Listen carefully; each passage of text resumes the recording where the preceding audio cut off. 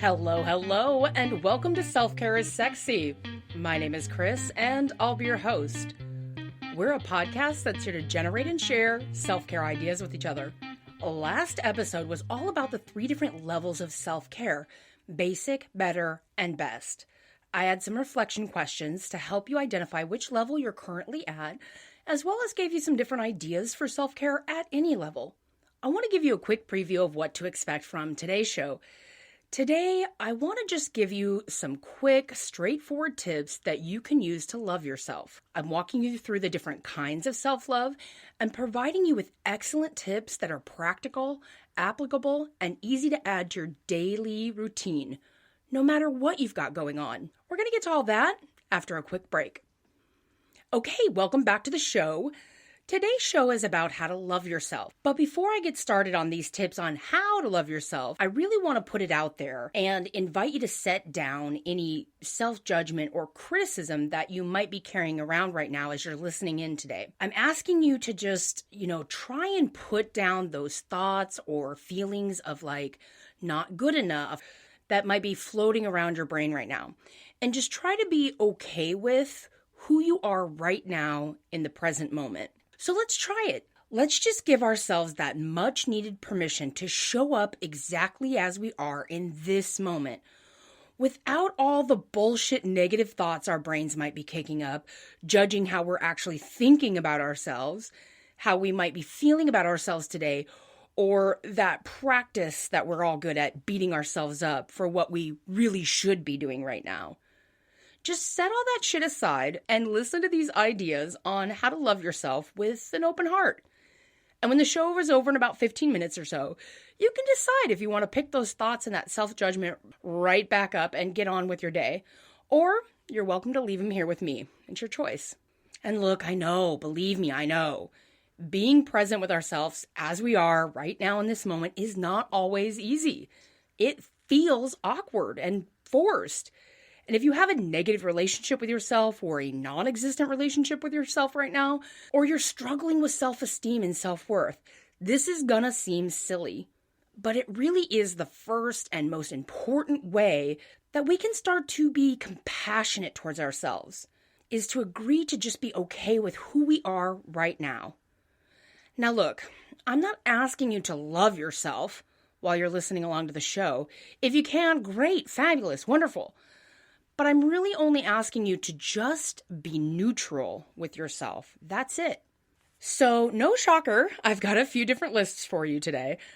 First, I'm going to walk through the different kinds of self-love. I bet you didn't know there were actually different kinds of self-love, right? Like, love yourself. It's so simple.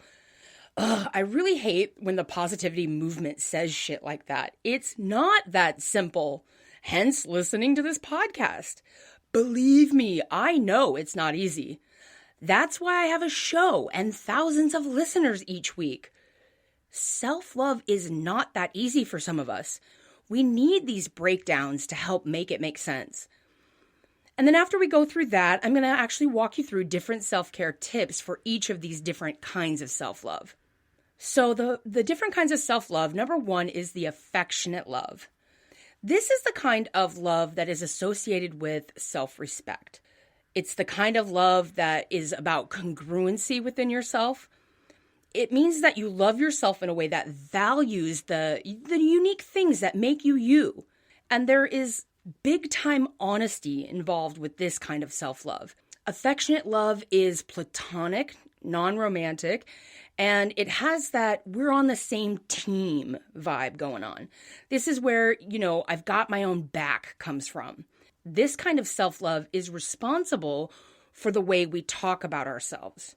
Number 2, another kind of self-love is that enduring self-love. Now, this is a type of self-love that takes time, and it's all about bonding with yourself.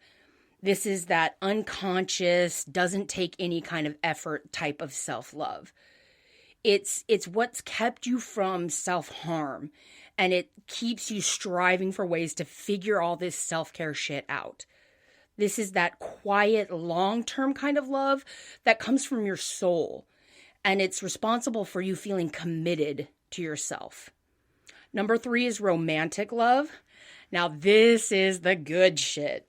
This is the kind of love that's responsible for masturbating, for attraction, for feeling myself. This is that juicy kind of self-love that seeks pleasure and desire for yourself, which is a natural instinct. And if you're embarrassed about this kind of self-love, please go back and listen to my interview with sex therapist Kelly Hemlick from episode 59, where she talks about all the different ways to set down any shame that you might be carrying around sex. Or another great deep dive into that romantic self-love is the interview I did with Mia from the Love Your Box subscription episode. She really gets into the power of connecting with that part of yourself in a non-judgmental way. This is the kind of self-love that is brave enough to ask for what you want in the bedroom. The part of you that is brave enough to enjoy and indulge. It's the kind of self-love that perpetuates the existence of our society, and you gotta get into it. Number 4 is playful love. Now, playful self-love is that fun, childlike self-love that allows you to be silly, engage in fun and play, and this is a type of self-love that a lot of us neglect or forget about. But I've got some really great tips later on in the show on how you can re-engage this type of self-love in your everyday life. And remember that playful self-love is always going to benefit that inner child and help you to not take shit so seriously. So if right now you feel like you're in charge of everything and responsible for making all the decisions, this is the exact kind of self-love that you need to engage in. Number 5, and last but not least, is the selfless love. All right, so now I'm going to talk about a type of self-love that is going to take a little bit of brain power to understand. And it's not really talked about that much, so if you find yourself scratching your head like, what the fuck is she talking about?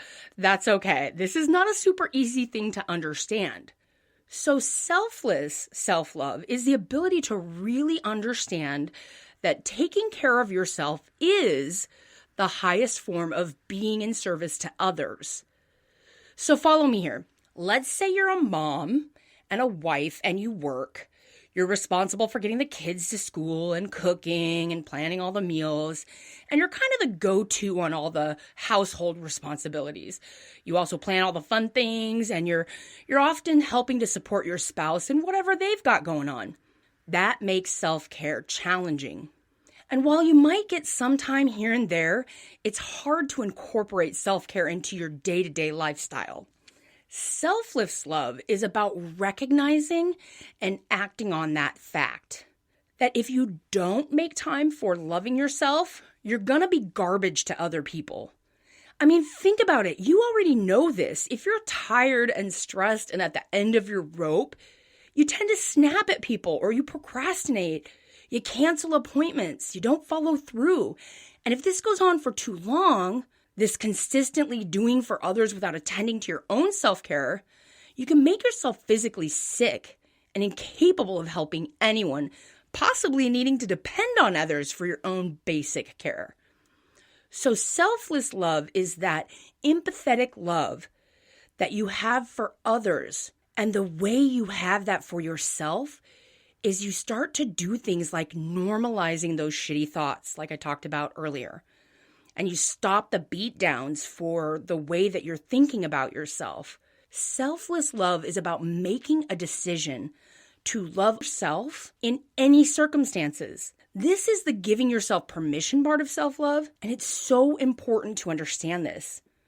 I'm going to be doing a whole episode on this later next month around Valentine's Day, so make sure that if this is something that's difficult for you to get into, that you're subscribed and you're plugged into this podcast so that you don't miss that show. All right, let me run through that list one more time real quick. The different kinds of self-love are: number 1, affectionate love; number 2, enduring love; number 3, bow chicka wow wow, romantic love; number 4, playful love; and number 5, that selfless love.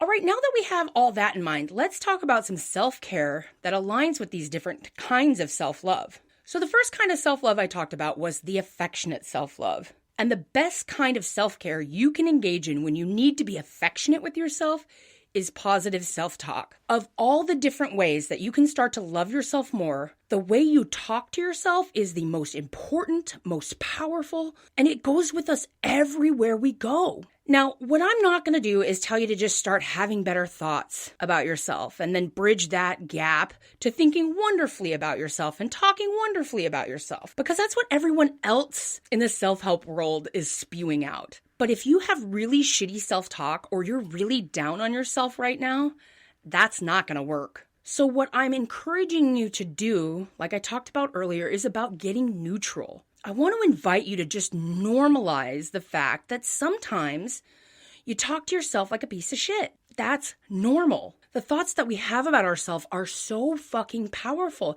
And yes, I will get to some self-care tips on how you can change your internal monologue to a more positive conversation.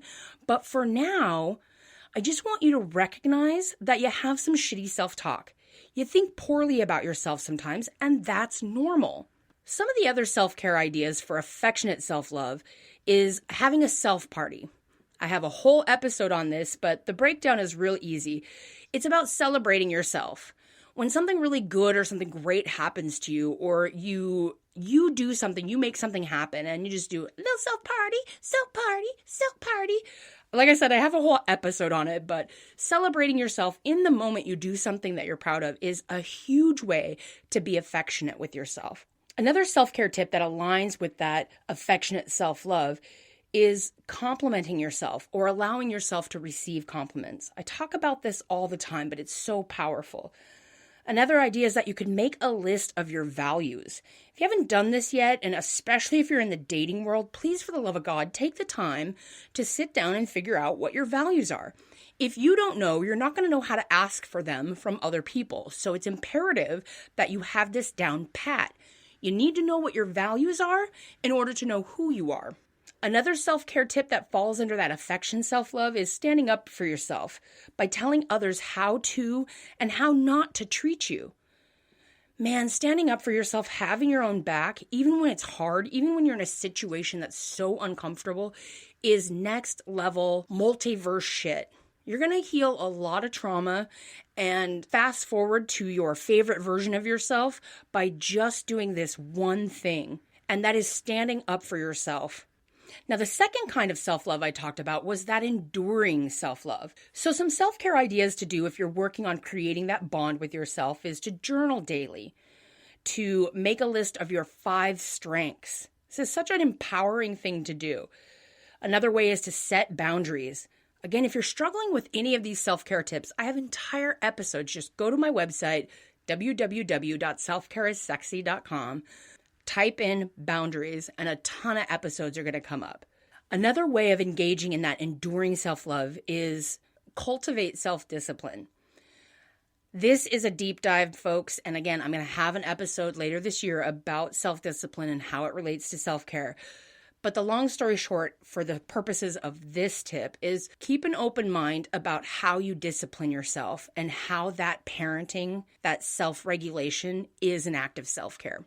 And when you're working with enduring self-love, you got to get honest with yourself and show up as your authentic self, which means you got to take off that poly-perfect mask. But practicing being authentic everywhere you are as often as you can is going to change the way you relate to yourself. Now, the most important way and the easiest way to engage in that enduring self-love is to prioritize yourself. This is insurmountable for a lot of people.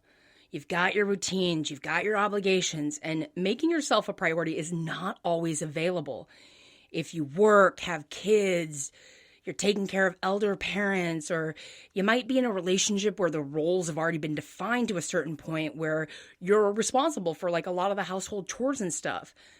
And plus, if you add to all that, feeling shitty about yourself, prioritizing yourself seems fucking impossible. And I get it. I used to be like that. I used to think about prioritizing myself like that. And I'll tell you how that all shifted for me. I used to work for a very high-powered lawyer who was a senior managing partner at this big downtown firm. There was such demands on his time. He was like the cool as a cucumber in the crisis mode. kind of guy. So everybody came to him and he had lots of clients and he settled multi-million-dollar cases, class action lawsuits, the whole thing. He was this very high demand person. And I observed him every single day, no matter what the crisis was. He always took his afternoon break and made his tennis time. Every day, no matter what. And it dawned on me, it wasn't just that he was being consistent with exercise or taking a break, but it was the no matter what part that really hit. Anyone can take time for self-care when there's extra time laying around, but the people that are making themselves the priority, no matter who needs them or what's going on or whatever, those are the people that have that real peace about them. They have the sexy part of the self-care is sexy. They have the thing that when you see them, you're just like, there's something different about that guy. That's somebody who prioritizes himself no matter what. They're unshakable. And when you run into someone like that, there's just something about them that's like, man, they've really got their shit together. They seem so at ease. And if that's something you want, I have several episodes on how to do this. But if you want to love yourself better, if you want to connect to yourself more, start making you the top of the to-do lists. And if you need more encouragement on how to get there, check out episode 90. That one is called Making You the Priority. And episode number 123, it's self-care is the priority. There are a ton of resources on how. But regardless of the how, I really want your brains to start switching over to thinking about, hey, there's this thing that successful people do, that people who are in tune with themselves do, that I could start to do that's going to help me become the favorite version of myself. And the closer you are to making you the top of your priority list, the closer you are to that favorite version. The third kind of self-love I talked about was the romantic love. Now, this is some funny shit, y'all. Most people have a lot of shame around sex and romance. And I know a lot of people want to be more in touch with their sexual side. So if you find yourself really struggling with this kind of self-love, I want to just tell you, there is so much freedom behind putting all that shame and guilt down. And when you start to develop that ability to ask for what you want and to command respect in that way, man, a whole new world is open to you if you dare. So some self-care tips to help you develop this kind of romantic self-love. You want to start small with like a bubble bath. Get the candles, that portable speaker going, and get the bath bomb, all the oils and the beauty products, and just go to town. After you get out, maybe a little self-massage, perhaps a new sex toy is on the docket. Do some loving gaze into your eyes. Do some practice with that. You could do lipstick messages on the mirror. Or buy yourself that jewelry that you didn't get for Christmas or your anniversary.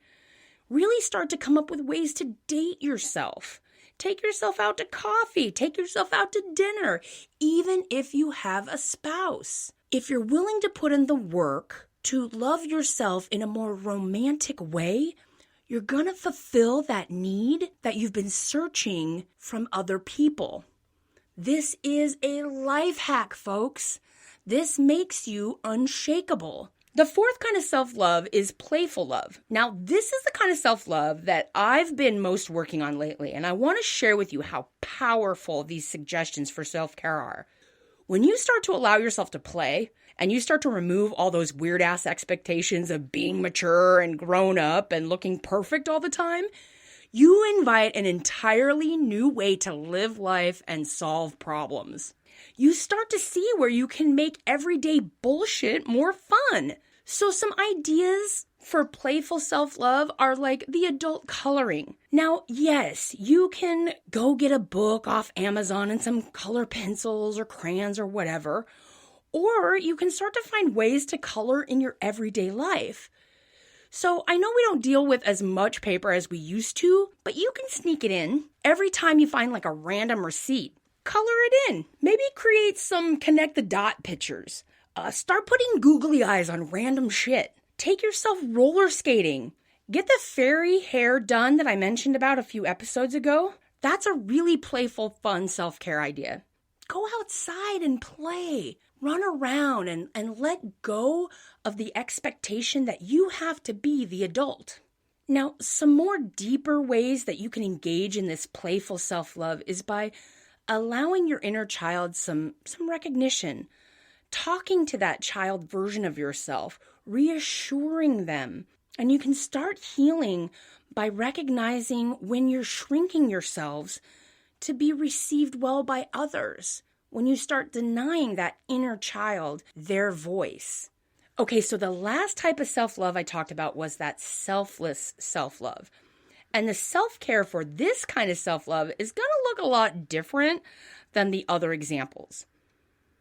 We can engage in selfless self-love by extending the love that we give so freely to other people, that grace, that excuse behavior that we often allow for our friends, the way we lovingly respond to somebody who comes to us for advice, being able to flip that on its head and give that to ourselves.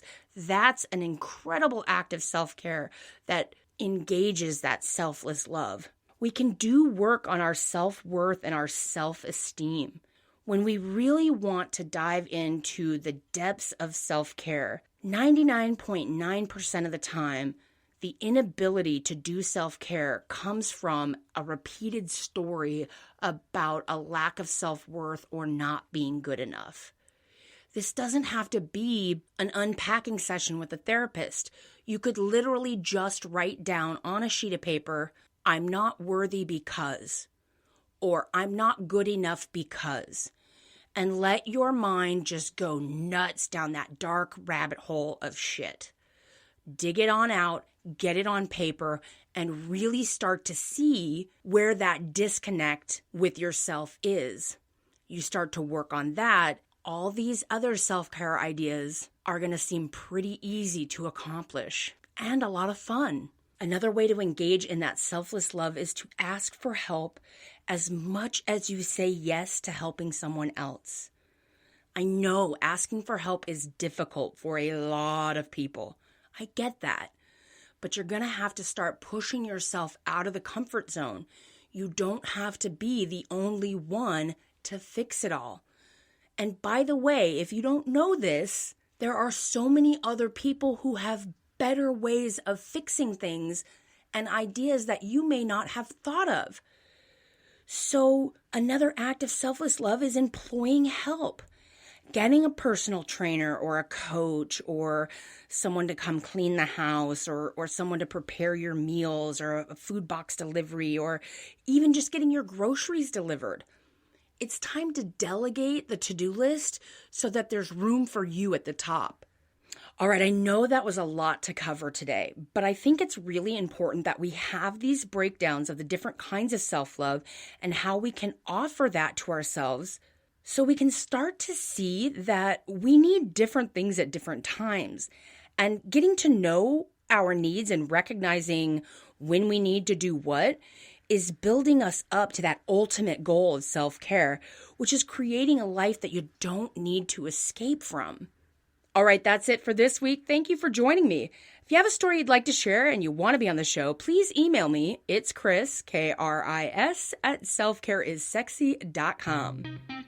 Okay, we've got some really great content coming your way, so stay tuned. And remember that self-care is sexy. We're giving you permission to put yourself first.